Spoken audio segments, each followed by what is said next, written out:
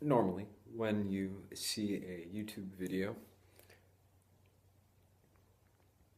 or at the very least quite often, you will stumble across someone who begins by saying, "Hey guys," and you know there is no guys at the other end. They're talking to themselves.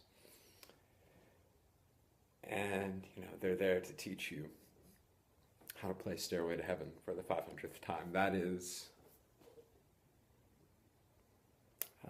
a very large and very specific trend of videos you see online.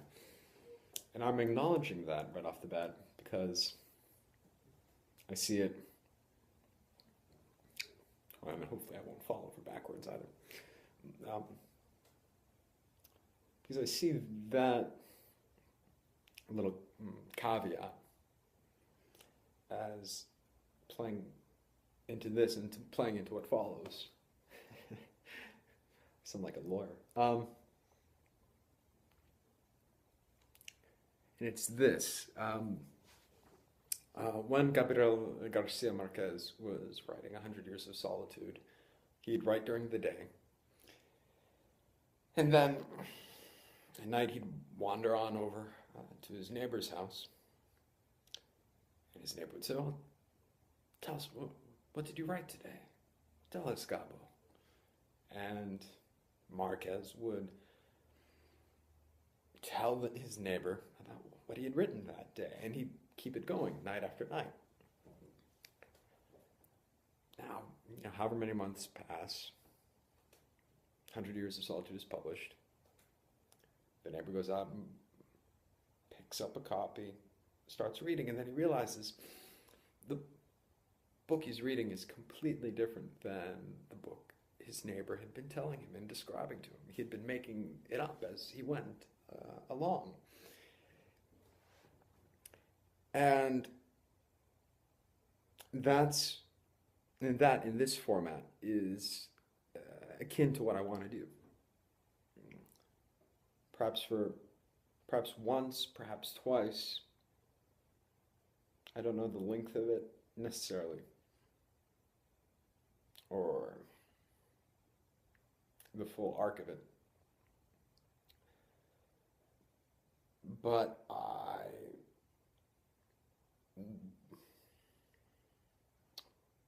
want to take what I've done with this website specifically and start to pivot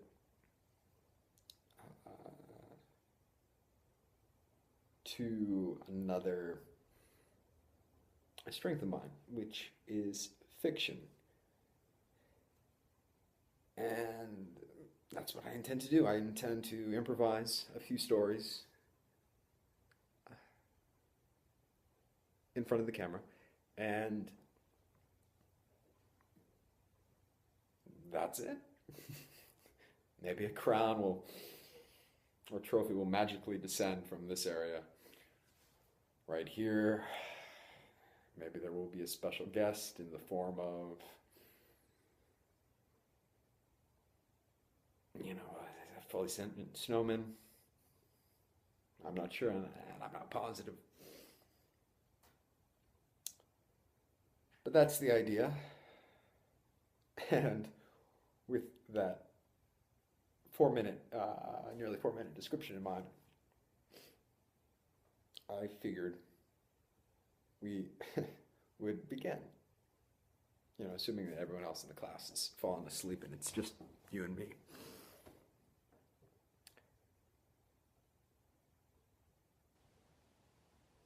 Seismologie des Astres, literally translated, means the seismology of astrology. And though it might sound like something that you'd find on the New Jersey boardwalk, on one of those days in which you realize that the wooding underneath your feet is a little creaky and there's salt air is almost flying by in a form large enough that you might be able to see. phrase itself denotes a profession, a very specific profession, and it belonged to a man named Jérôme Atelier, whose job it was to wander around stars in space, place his hand up against them, and to just feel their vibrations. You know, the way in which, someone might say, feel my cheek. Isn't it warm? Isn't it cold? Isn't it a completely regular temperature? And isn't it interesting, by the way, that no one ever says, feel my cheek? Doesn't it feel exactly normal? Or exactly as it should be. All is right in the world because my cheek is right in the world.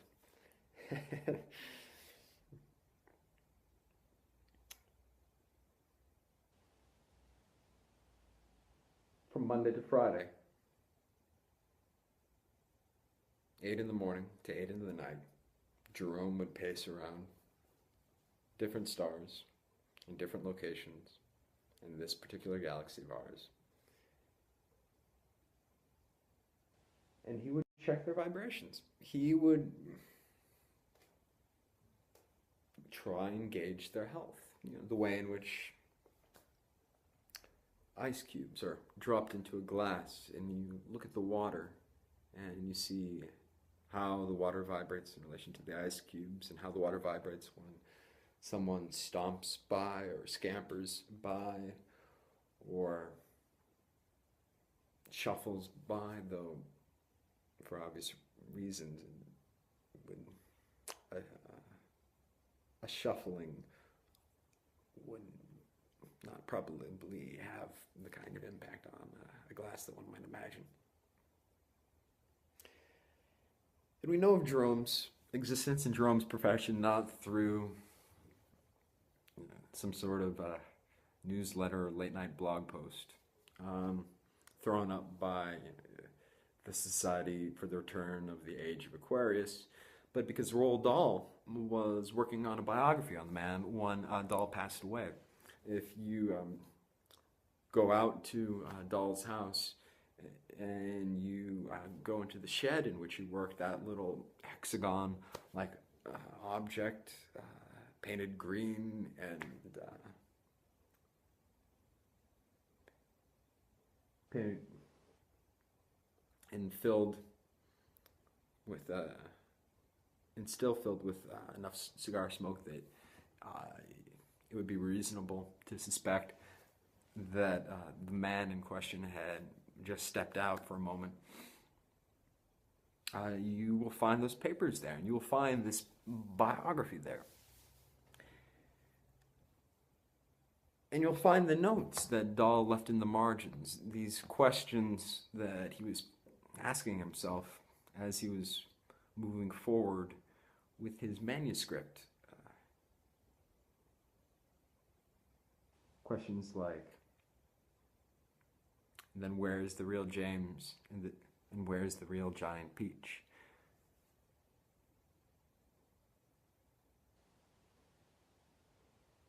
And it's an interesting question to consider, the way in which adults craft stories for children,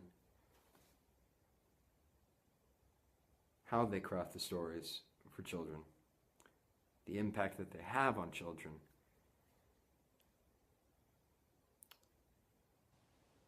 and what that means over the course of, say, a 5 or 10 year span.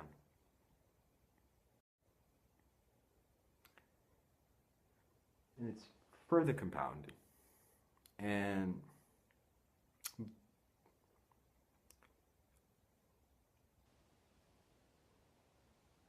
by the fact that this man was real and that his job was real.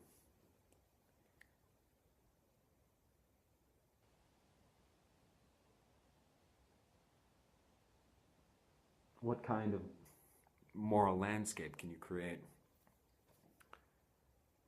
for someone who exists in a children's story?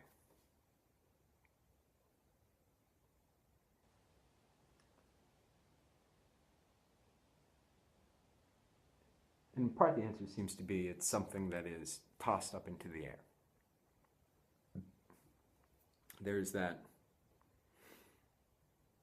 momentary release from gravity. And that even if the story is treated in a simple way, a light way, or an offhanded way, the fact that it has achieved that particular kind of escape velocity is what makes it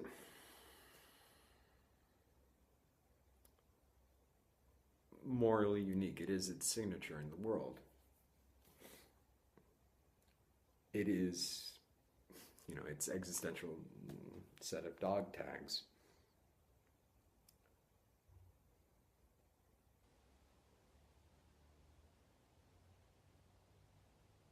Then there's the question of logistics and of Roald Dahl forever flying to Florida and accompanying satellites into space so that Dahl could conduct these interviews. Learning how to use astronaut equipment,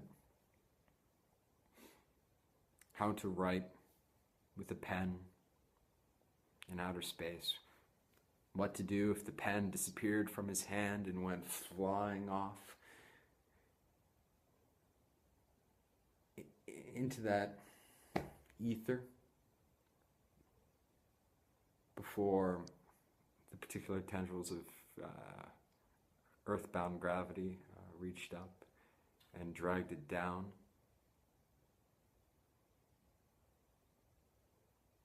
And where did it go when it made its return?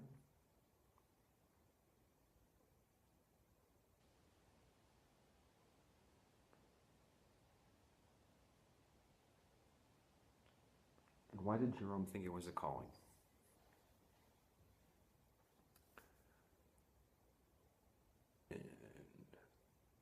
And why did Jerome think that space was a space worth regularizing?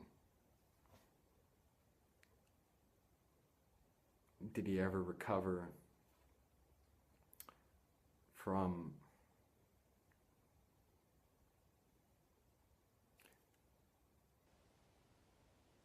the kind of shock that you see, from the kind of shock that you have when you are Buzz Aldrin and you are looking at Earth in its literal entirety for the first time? And what is that shock, and what comprises that shock? Is it a Walt Whitman embrace times 1,000?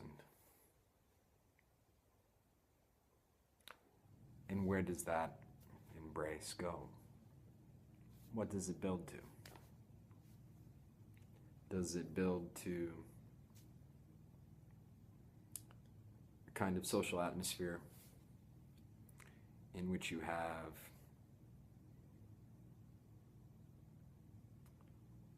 a Johannesburg or a Mumbai writ large, that is to say a world in which you are surrounded by 10 different languages at every street corner?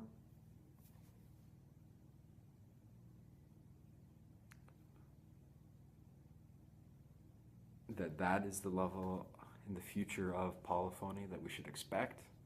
Or is it something else?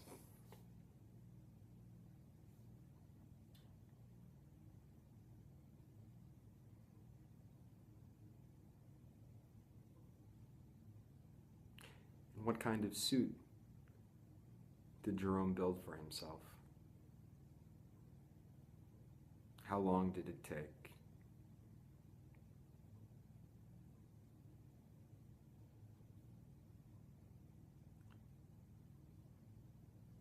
When did he start? When will he end?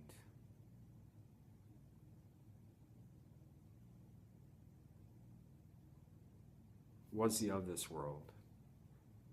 And if not, where was he going?